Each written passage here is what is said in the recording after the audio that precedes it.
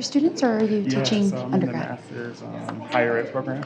Awesome. So Okay. yeah. I have a friend who's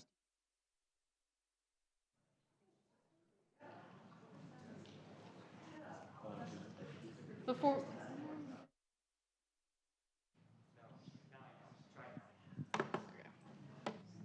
okay, there we go.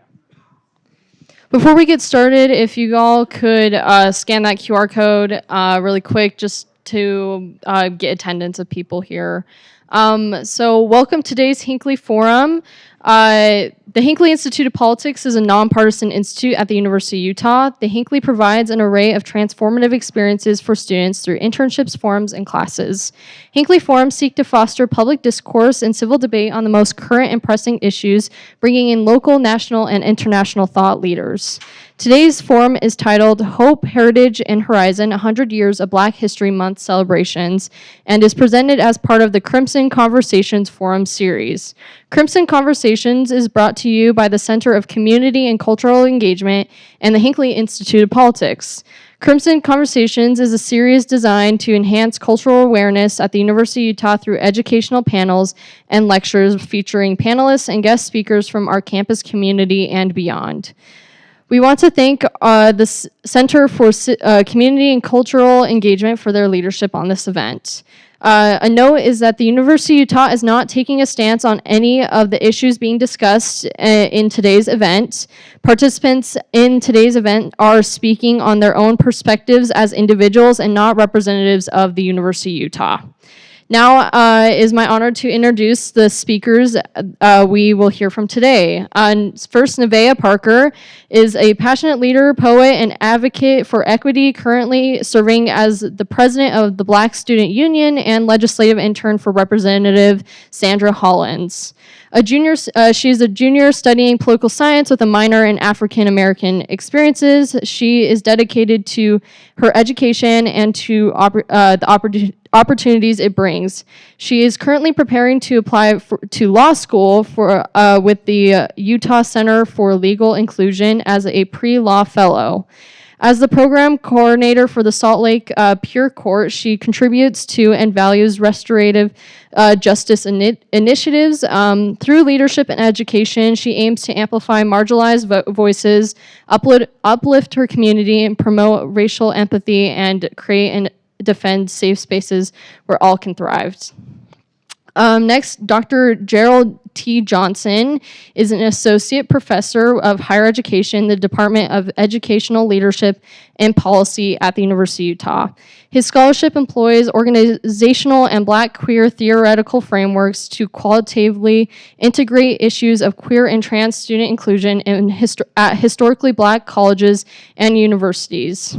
Dr. Johnson is currently leading a research study examining health and well-being and success experiences of Black and queer trans students enrolled at HBCUs. Today's conversation will be moderated by Lucas Alvarez, an education coordinator with the Center for Community and Cultural Engagement. Please join me in welcoming our guests.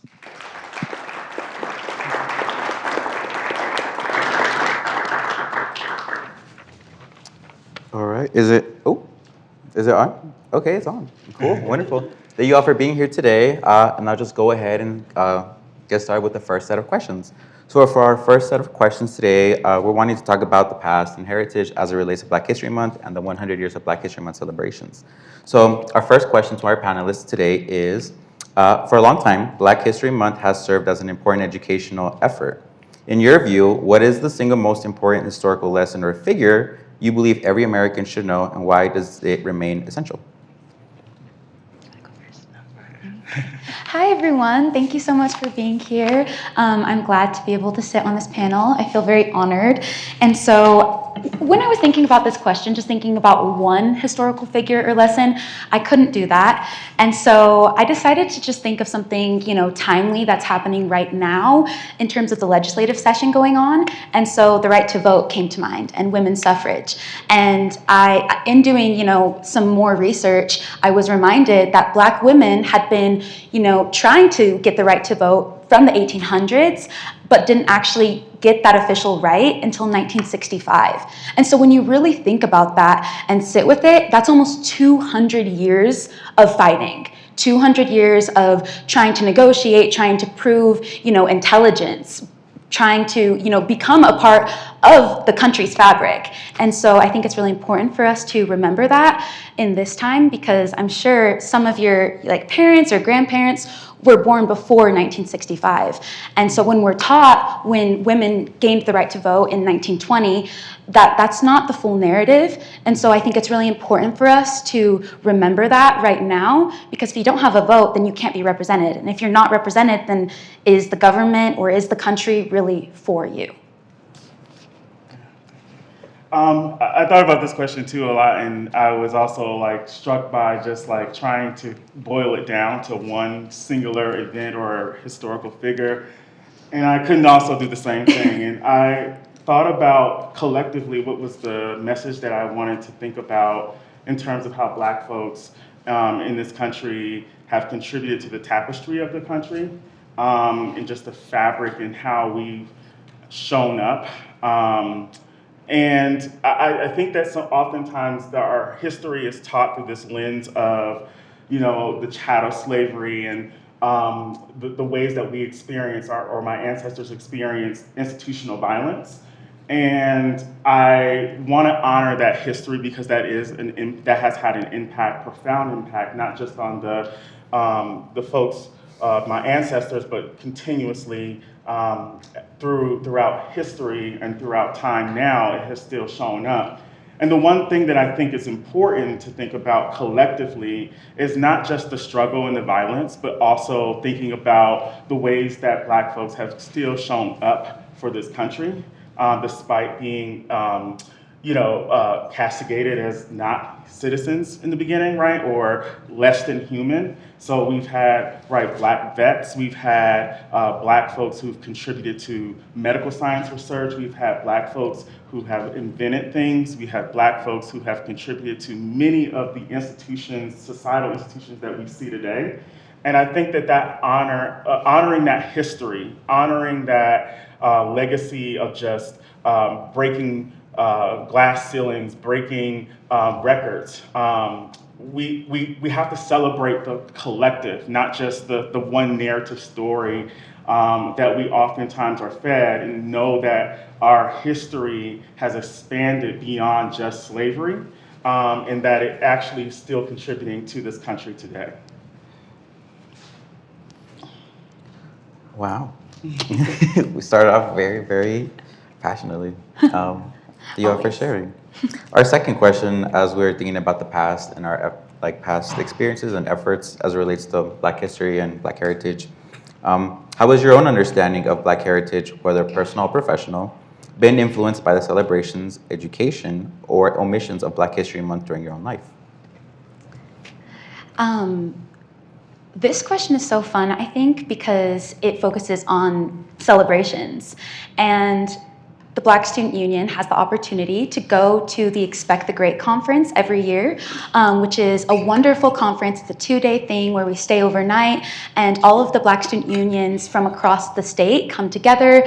The students from high schools also have time to come together, and we focus on leadership. We focus on how to, become closer as a community. And we also do things that I had never had the chance to do before.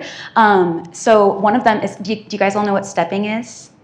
Okay, awesome. So this year, we actually, as a Black Student Union, were able to create a step dance with Dr. Watkins, who's in the Wellness Center here, and she helped us. She came on Sunday nights at 6 p.m. to 8, and she would teach us how to do this step. And we were able to perform it at the conference, and it could bring tears to my eyes right now just thinking of it, because I think, when you just look at it, okay, it's a dance that we all learn together, okay.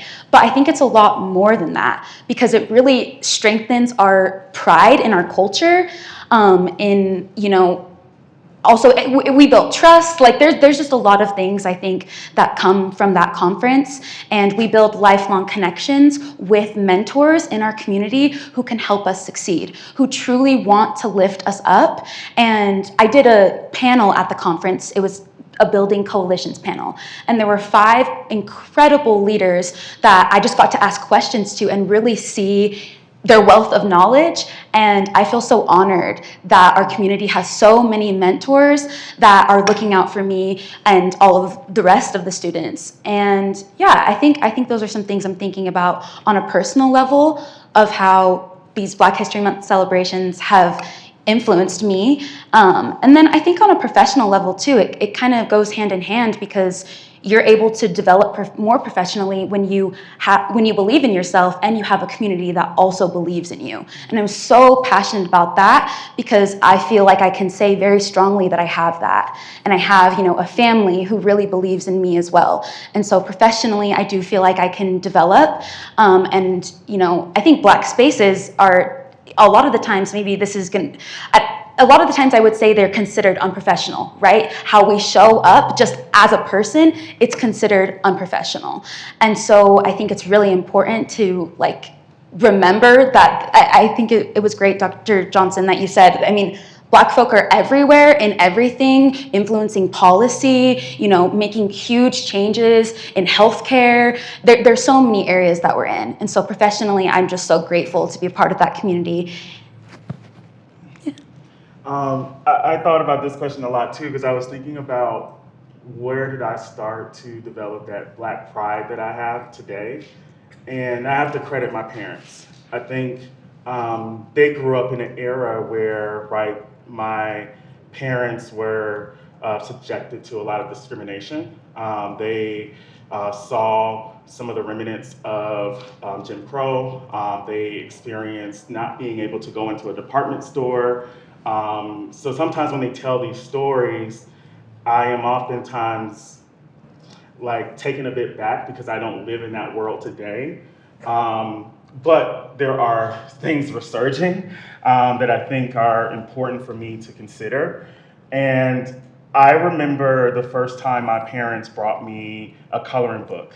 And the coloring book that they gave me was called Color Me Brown. If you Google it, you'll see this book of just Black historical figures, and we were given crayons. My parents would tell us as young children, I have 3 other siblings, to just color. And they told us to look at pictures of the historical figures and color them brown. And what that was teaching me indirectly, even as a young person, was that I should be proud of my skin. I should be proud of my legacy and my heritage and where I come from, and the people that have contributed to such said legacy. And that would begin a really journey for me. As you heard in my introduction, I study with Black, queer, and trans students at HBCUs, historically Black colleges and universities. That was birthed out of my earlier years of being told that who I am as a person is worthy enough, right? And so what I wanted to do in my college education, at least at the undergraduate level, was to attend a historically Black college and university, and I did so. I went to Shaw University in Raleigh, North Carolina, which is a small HBCU that we call the mother of HBCUs in the South. And so she was founded in 1865, filled with so much rich history. And I can tell you that I thought I knew things about Black history before I got to college, but I didn't know a thing. What I did not know was so much about the civil rights movements that happened on my college campus alone. Didn't know about the ways in which, we had historical figures like Reverend Martin Luther King, who came to our campus on multiple occasions, sometimes in hiding because of Ku Klux Klan members who were looking for him. So many of the things that I did not know about my history, my university installed into me and made me even more proud of my legacy and the history that I come from. And so I think about that consistently as not just professional and personal, professional. I think they're blended. So much of who I am as a Black queer man is wrapped up into the work that I do and my ability to think about how do I advance and work alongside these communities.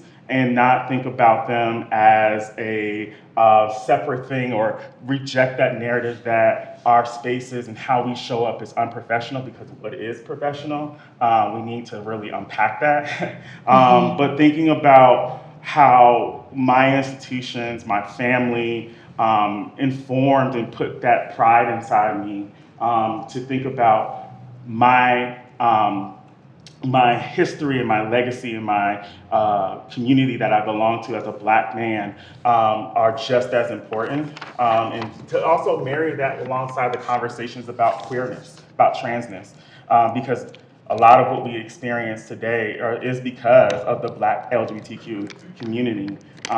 They were working alongside, right, the civil rights leaders, although sometimes sidelined, in this fight. So I think it's collectively informed by just my family and just the educational institutions that I decided to be a part of, and just continuing that work in what I do daily here. Wonderful.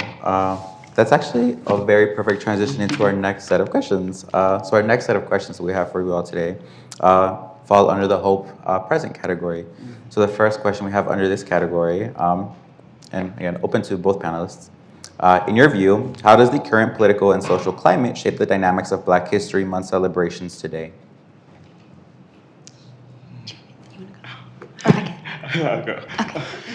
This one, I feel like. Y'all just heard me. Well, you wanna yeah, go? I It mean, could be a conversation too. That yeah, probably we would could feel just good. chat about it. I mean, there's so much to Yeah, talk about, yeah. I think, right now, because you can look at DEI initiatives, and in general, I mean, that impacts Black communities, it impacts Black and Brown communities, it impacts marginalized communities, it impacts everyone. And I think because of that, our education is attacked as well. And so research is attacked. Like, it just is a domino effect, I feel like, that I'm seeing right now politically, where Black History Month is, not even recognized by the federal level, in my opinion, to the extent that it should be, to give it its honor. Yeah. I would say that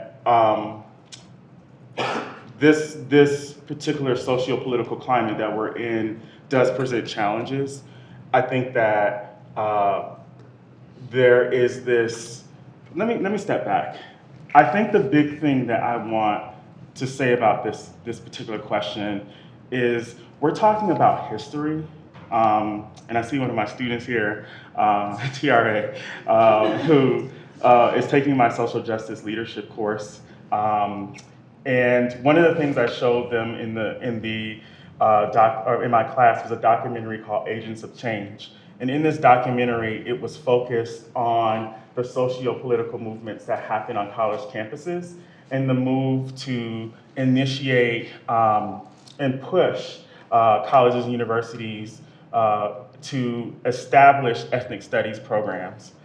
And I remember I watched it for the first time. It wasn't with my students. I was kind of home just wanting to watch it and make sure that it was actually going to fit within my lesson.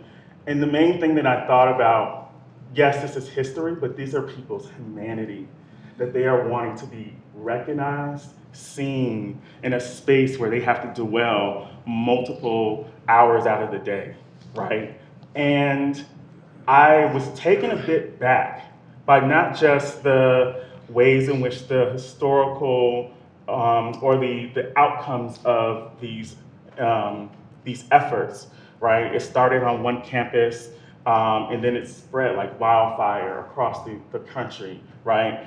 You had schools all over the country, UW-Madison, Cornell University, all of these institutions started to think about what could we be doing better to see people's humanity, right? People wanted to see themselves reflected in the curriculum. And so I stepped back a little bit because I'm always trying to remind folks and trying to remind myself the best way that folks try to disarm communities and take away power is by dehumanizing folks. We see it with how we discuss immigrants, right? who is an illegal alien, right? That's crazy for us to talk about human beings. I don't care how we feel about immigration in this country, right? Let's take a step back and see these people as human, right? Thinking about the same ways, right? When we start to think about the ways that humanity is oftentimes tucked away, right? We're expected to come in this space. I'm going to be a little bit frank here. I don't agree with like how we talk about folks, particularly folks who are staff in this university, like they have to show up neutral. How do you show up neutral? You're a human, right? You are people who have opinions, you have perspective. You should show up. This is an intellectual space that we should be having these tough conversations. If we ever have a space, right, or we've ever been in a relationship with folks who we might not always have the best relationship with them, or there's something that we disagree with them about, right? We've always had to sit with an uncomfortable truth at some times, right? But if I really love you and I really want to be in community with you, I'm not going to walk around with that feeling of just feeling like I'm not going to just talk about the difficult things, right? I'm going to tell you and bring you the things that I know, right, that may be bothering me, that may be bothering others, so that we can have a conversation, because my goal is not to single you out and call you something that you're not, or maybe you are, right? But it is to call you in, to bring you into this space so that we can all be in the same space, right? What I'm seeing with this current socio-political climate is that we're not willing to deal with the ugly truths that we have. Our history is complex. Our history is not comfortable all the time. And our history is not an indictment. And I always tell students this when I talk about these topics of like whiteness, white supremacy, all of these things. You did not construct this, right? Anyone in the classroom did not construct this, but we do have to deal with the remnants of it, and we do have to be conscious enough to know when we have to take that apart and really deal with it, right? So I think that oftentimes in the socio-political climate, we are in a space where we are demonizing, right, one another for having the knowledge that we should have to have powerful conversations, to move our society across the threshold in which we are right now. Yet, we're told that, right, these conversations are divisive, right, that these conversations are not productive, or not relevant, right? Which is not true, because we can talk about structural inequalities all day long, right? And how that has not just shown up. I always tell my students, inequality is not something that just happens. It is manufactured through policy, through practice, through historical precedents that have happened in this country and beyond, right? So I think we need to challenge. This is not the time to sit back and say, oh, well, the government or whoever is saying that we're going to strip funding, right? We're going to silence critics and folks who don't speak up and speak the truth. This is the space to do that. Why come here if we're not going to have those tough conversations, right? And so I think we need more leaders to push back on this, to protect our intellectual space, so that we can have and continue to have these critical conversations, and to tell the truth regardless of how ugly and how complex and how messy it might be. Sorry for that. No, I so agree. Wow. I'm like, what TikTok song can I reference to really capture the moments? Thank you. I feel like I'm learning a lot, even just being next to you and as you're all sharing your experiences and knowledge. So I'm very, very grateful that I get to be here in the wisdom of you all. The second question under this category, the Association for the Study of African American Life and History, or ASALH, emphasize the importance of not only telling an inclusive history, but an accurate one, which both of you already touched on a little bit. What weight does this distinction have currently? I think this is a very critical time to look at that distinction. this question reminded me of a TED Talk that is really important to me. It's called The Danger of a Single Story. And it basically, I have a quote from it. The single story creates stereotypes. And the problem with stereotypes is not that they are untrue, but that they are incomplete. They make one story become the only story. And I think we can look at the way history is taught in America, the things that are allowed to be taught, the curriculum. We can look at that and say, whose story is being highlighted? Whose do we have to dissect? Whose do we have to look at as an example? And really think about that. Because even if you took a class that focused on diversity initiatives, that's just one class. And that doesn't mean that every single person of color story was shared in that class, of course. I think this one story concept really sits with me in an important way, and I hope maybe you can think about this and reflect, because I now look at my education and the things that I'm being taught in a much more critical lens. And I look at it as whose voice is being silenced, what am I not hearing? Because then I'm not getting the full story. Then history is incomplete. And if it's incomplete, it can't be true. So I think also to add to that just a little bit, in my studies in African American studies, I took a class called Black Feminisms, and it's an amazing class. Dr. Baldwin teaches it, and we focused a lot on this concept of truth seeking. And Black feminists have been doing this since they've existed, right? Since that term has existed, truth seeking as a necessary practice for liberation. And I think we learn about liberation in history all the time. What wins has America achieved and what progress we have made. And so in order to really look at what our liberation has been, we have to continue to seek the truth. And the truth might be uncomfortable. The truth might, you might not relate to it. And I think that's okay, and that's good and important for us, because that's how we grow. That's how we respect each other, and if we just focus on one single story, we'll never get the full history. I think the big thing that I always take away when I think about the history of Black folks in this country and beyond is that our history is not, we oftentimes think about our history as these siloed things that don't necessarily relate to others, right? If we know about how we got citizenship in this country, right, as Black people, that then led itself to how we protect and make sure that others have citizenship beyond Black folks in this country. When we think about the ways in which I told you the story about, or shared a little bit about the Agents of Change as college students back in the day, who all was first initially led by Black students on college campuses and how they petitioned for ethnic studies programs, they then decided to say, you know what, if we're gonna do this thing, we need to do this thing across, do a cross coalition. We need to get Asian American students, we need to get Hispanics, we need to get Latinos, we need to get all the folks across the different groups, racial groups, and bring us all into the fold so that we can have what we are demanding instead of doing it by ourselves, right?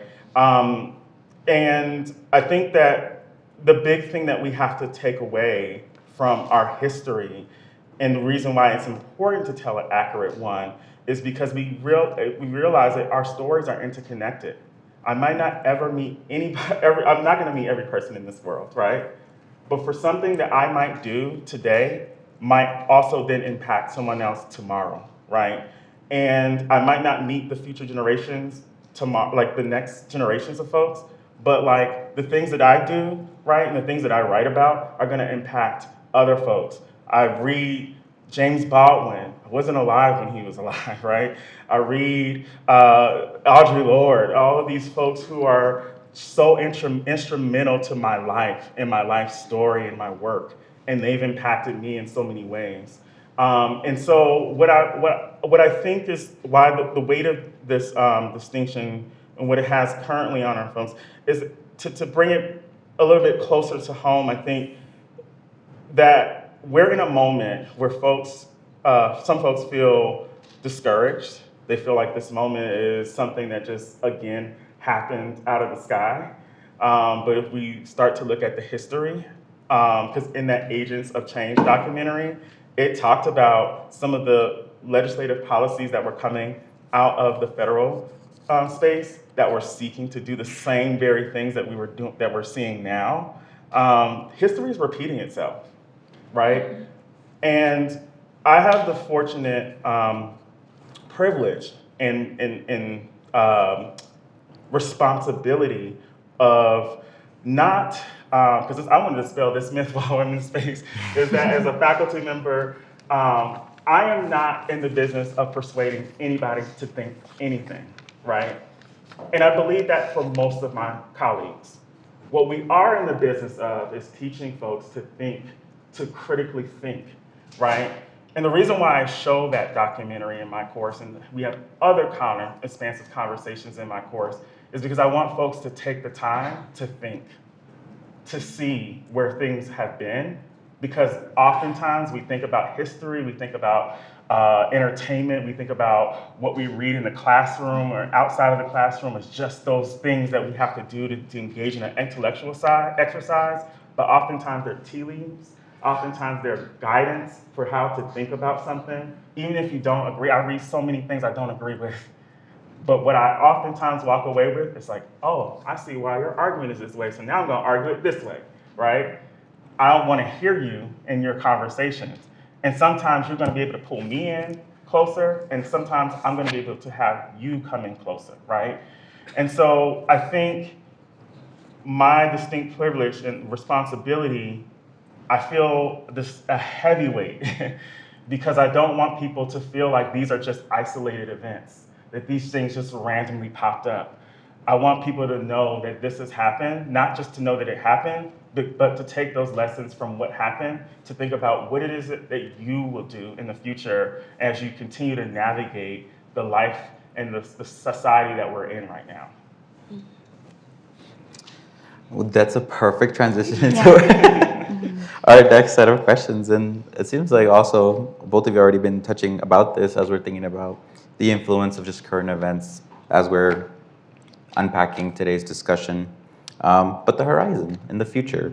So for our first question in this next section, Dr. Carter Woodson, the man who was responsible for the creation of Black History Month, once said that he hoped in the future that there would be no time dedicated specifically to the celebration of Black History Month, Black history, rather that it would be so ingrained into society that there would be no need. What do you feel needs to happen for this hope to be fulfilled? I think it first starts with interrogating your own assumptions and your own knowledge of history and what American history is. Because I think, like Dr. Johnson has alluded to, we oftentimes look at Black history and then American history as something polar opposites, honestly, you could say, or as something that we can't see as a part of our story. And I think that's a big problem, and that's where a lot of the issues lie, is we have to start thinking of all of our history together. And, I think once we do that, then we would start to see some of the oppression dismantle, because we would see that we are all one and that all of our stories can be together and be really powerful. And I also was thinking about, I was imagining, okay, what if there was a day that we just took away Black History Month? Like someone just said, okay, we're not gonna have it, or we don't need it anymore. What if that day did really come? And all I could think about was, what are the other things that need to happen in order for that to happen, right? We wouldn't see the school to prison pipeline, right? We wouldn't see Black people being criminalized, killed in the streets, excluded from positions of power. We wouldn't see this attack on DEI. So all of those things need to happen in order for us to really not, need a Black History Month anymore. And so that's just the way I was thinking about it, just to give a little food for thought. I also like to focus on hope. And so I think we can always hope for the best, right? This is another thing I've learned from Black feminisms, is that it's not crazy to imagine a future where we are all taken care of, and where we are all safe, and where we are all valued. That is not a crazy or far-fetched thing. There's hope there. And so I will still, continue to I mean, I always want there to be a Black History Month, but if all of those things that I mentioned, stopped happening, and if the violence stopped, and if harm reduction started to be the focus, then, maybe we could talk about not having a Black History Month, so. This question, I sat with it for a while, because I'm gonna be very transparent. I am pessimistic in some ways. Maybe some folks will say that I read too much CRT. But CRT talks about this post-racial society not really being a thing that we're gonna see. And I agree with it somewhat. I don't think that we will arrive here where we can move past this.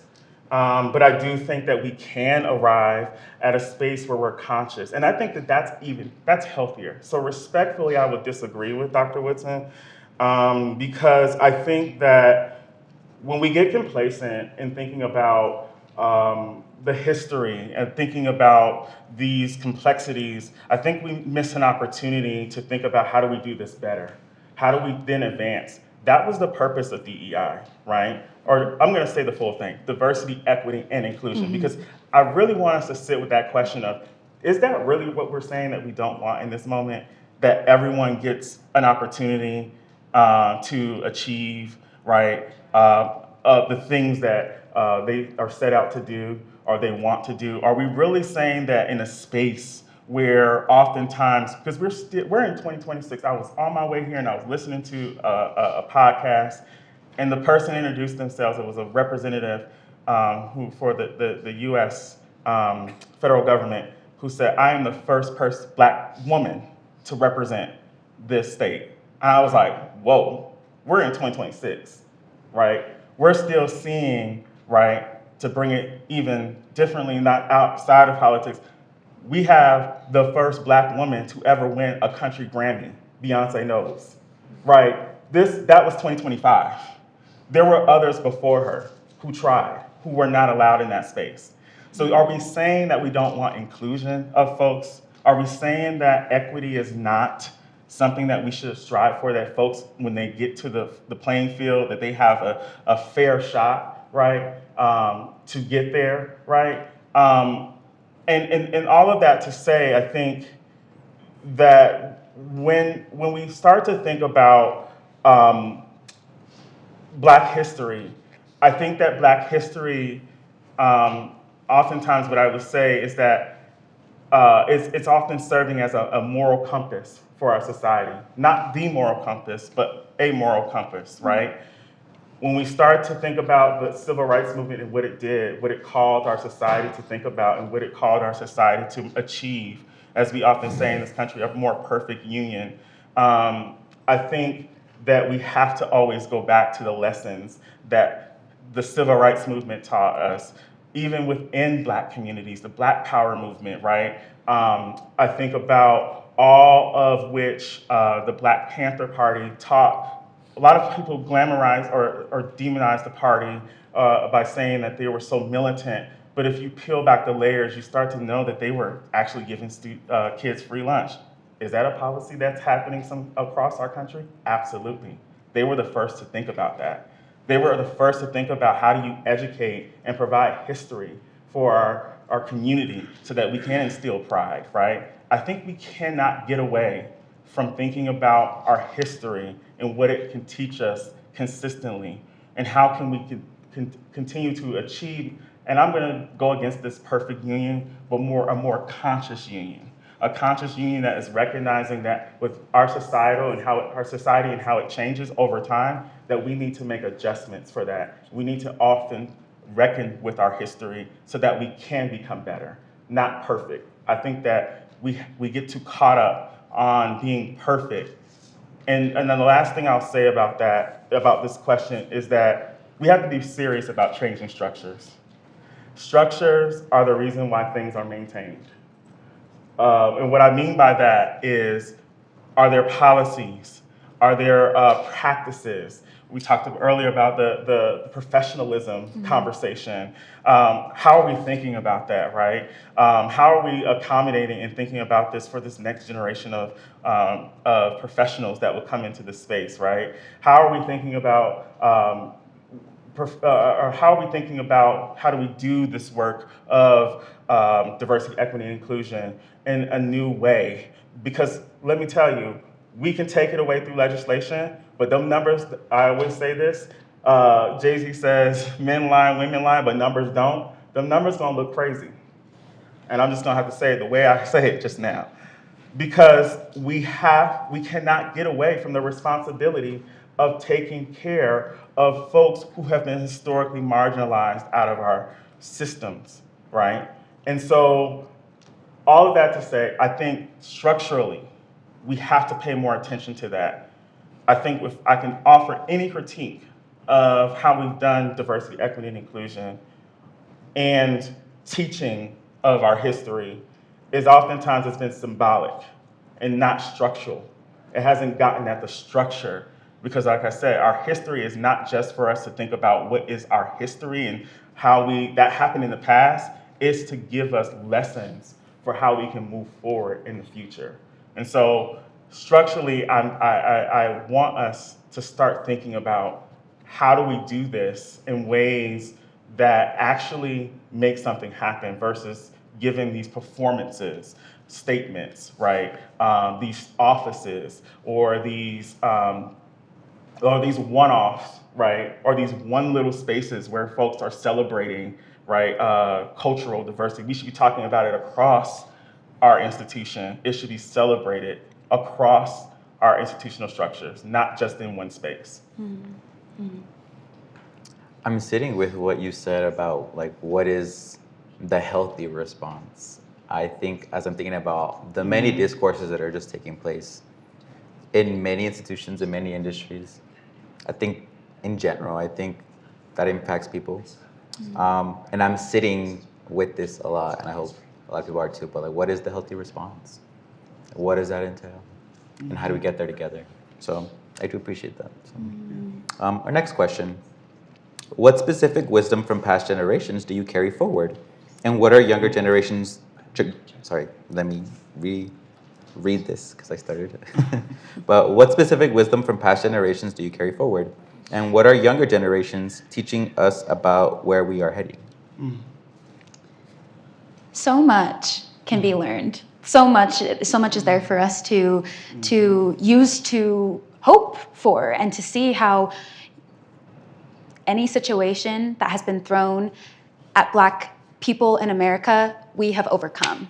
And I think that fact is just something that can keep us going. It's wisdom that we can carry with us. And just to speak a little bit more locally to what Utah is doing and what I know about folks in the Salt Lake area, there's multiple nonprofits, one named Heritage Builders, which aims to increase the presence and the preservation of Utah's Black history in specific. So all of the events that are happening, things like the Black Student Union, they really want to preserve what we've done. They're looking to bring in more, faculty members and professors so that they can also contribute to Utah's history. Because right now, there's no curriculum on Black people in Utah or nothing to look for to find history of Black people in Utah. So I want to say locally, that's happening. Another thing is Rise Virtual Academy. This is this is one of my mentors who started and founded this organization, but she teaches young Black kids about Black history. And she does this Thursday nights, and then they'll go and they'll put on performances. They'll, dress up as historical figures and see themselves in powerful people and in powerful history. And I think that's so important because you can't go to school and learn about that right now.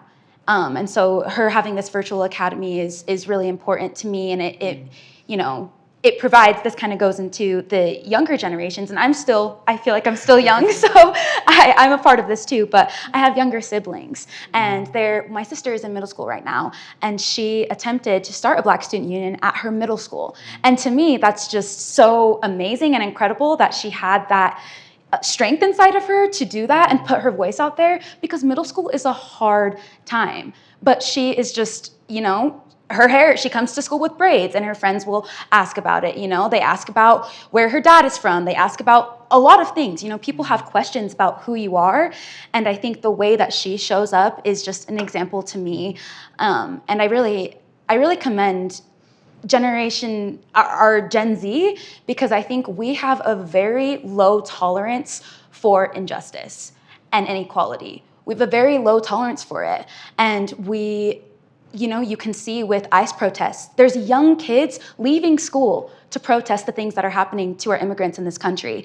And those all just tie together for me, right? Because the struggle is connected to all of us. So I think young people can they're going to be our leaders, and it's really important that we take lessons from them and what they're doing now. Yeah. So I think past generations taught us a lot about resilience, about having the attitude to persist regardless. They've taught us about subversion. I think about Harriet Tubman, right, who fearlessly led many enslaved folks from slavery into freedom, and put her body on the line to do so. I think about the ways in which we just lost a giant, Reverend Jesse Jackson, who I had the distinct pleasure of meeting 3 years ago. And at the time, he wasn't as verbal. But one of the things he did tell me was he encouraged me to start thinking about how do I inspire the next generation of leaders. And that for him, he said to me, he said, you have to think about not just what you can do in this moment, but what we can do in this moment. And so that's why I'm doing what I'm doing here. And I think what he has taught me and others is that, again, we often think of our lives as independent of one another, but in the end, our lives are definitely connected across the paths, across the things that we are intersecting with and engaging with on a daily basis. And so I think that has been a lesson for me. And I think, right, like just to talk a little bit more about Jesse Jackson, I think, right, we have these figures like Bernie Sanders or the other progressive kind of thinkers around politics, but if you go and read his story, Abby Phillip, who is a CNN anchor, she has a book out about him. And one of the things that she talks about and she talks through how if it wasn't for him, you wouldn't have a Bernie Sanders who talked about a lot about this economic, progressive ways of thinking, the ways that Jesse Jackson, when he ran for president in '88, galvanized across what I've been saying in this whole talk is like this cross coalitional a collection of folks across race, gender identities, sexual identities, and even class identities to believe in his candidacy, right? Then you wouldn't have a Barack Obama, you wouldn't have a Kamala Harris, right? And so all of that to say, I think that the big lesson that I want us to all take away from the past is that we don't do this work independent of one another. We don't stay in our silos. If we want to see a better and just society, we have to reach across one another and talk to one another and get in community with one another.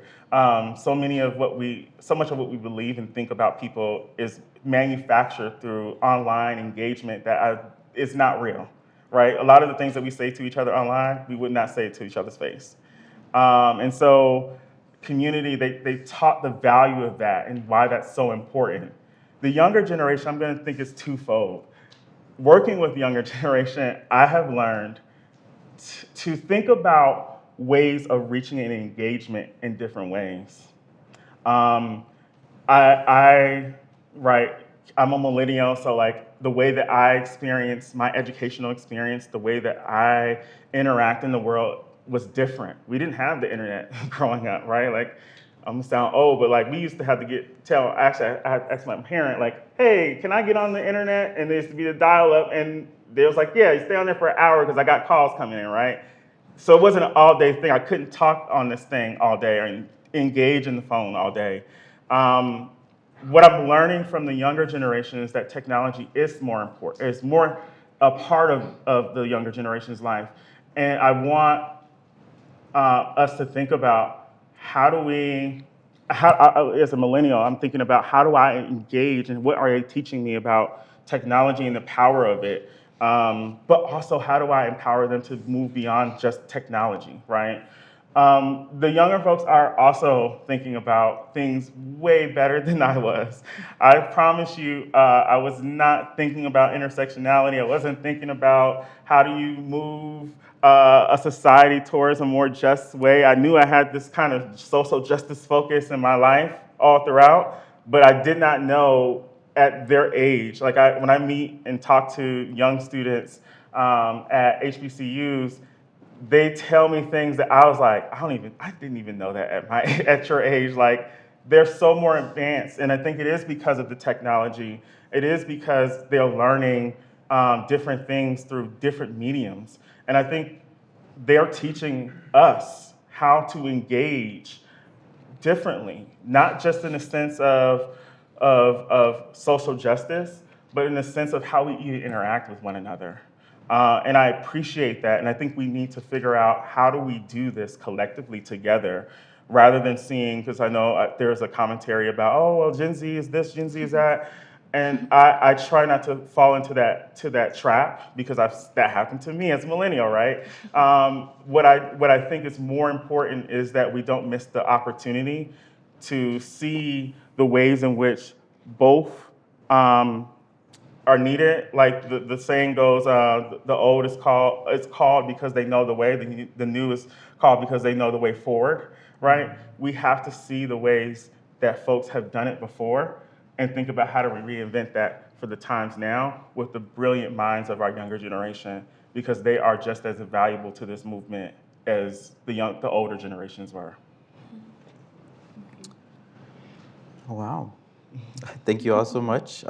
Here is our final question for today's discussion. If there was one call to action you had to leave people with after today's discussion, what would that be? Oh, you said. I feel like there can be so many, because there's a lot of work to be done. But I wanted to start by just talking a little bit about how I got into this space of advocacy, and it started kind of at a young age. So I did speech and debate in high school, and I did anybody know what an oratory is? Yes, okay, my speech and debate friends. Okay, so I did an oratory on anti-racism, and I was blown away at the responses that I got from judges. Because in it, I talked about an instance in the lunch line that I had where, a young boy who I thought was my friend when I was in like 3rd grade, we had just barely talked about, something in history concerning Black people, and then he went and said I couldn't sit at the lunch table with him. And I was so confused, and I didn't really understand it, and I still I think I understand it more now, but I don't understand it because we were friends, right? And so I had to think really critically about that, and I put it in my speech that racism is taught, it is learned. And so because of that, it can also be unlearned, and it can be untaught, right? I don't know if that's a word, but it can. And it's an active effort that we all have to make in order to get there. Being anti-racist isn't just meaning like, oh, I'm not racist, I don't